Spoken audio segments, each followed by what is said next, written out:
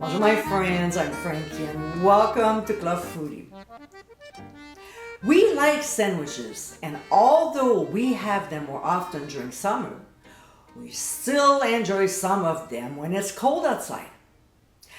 I think of a grilled cheese sandwich with a nice hot tomato soup, tuna melt, arepas, French dip, and many others, including this one, Italian Meatball Sub.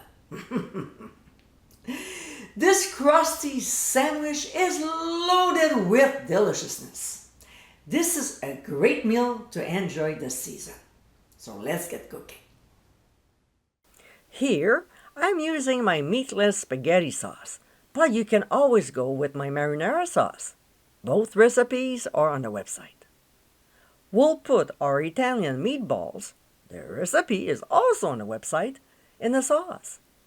Now, we need 3 meatballs per hoagie, and today I'm making 4 subs. Therefore, I only need 12 of them. We'll spoon the sauce over and keep them warm while we look after the bread. The hoagies are about 6 inches long, and we'll slice them lengthwise, but not all the way through, just like a hot dog bun. See? Then we'll hollow the top and bottom out about 1/2 inch deep, leaving a small edge around so our meatballs can sit nicely inside the bread. Next, we'll spread out some of my garlic herb butter on the top and bottom of the hoagie, making sure to cover the entire surface because if we don't, under the broiler, it might get very dark. It works like a barrier. By the way, to get this incredible compound butter recipe, click on the top right corner of your screen. We'll place the bread on a baking sheet lined with foil and transfer the hoagies to the oven under the broiler, like I said earlier. We'll toast them no more than 1 minute and 15 seconds. I'm serious, otherwise they'll get very brown. We'll remove from the heat and start assembling the subs. We'll place 3 meatballs per hoagie, then top with Havarti or Swiss cheese halves.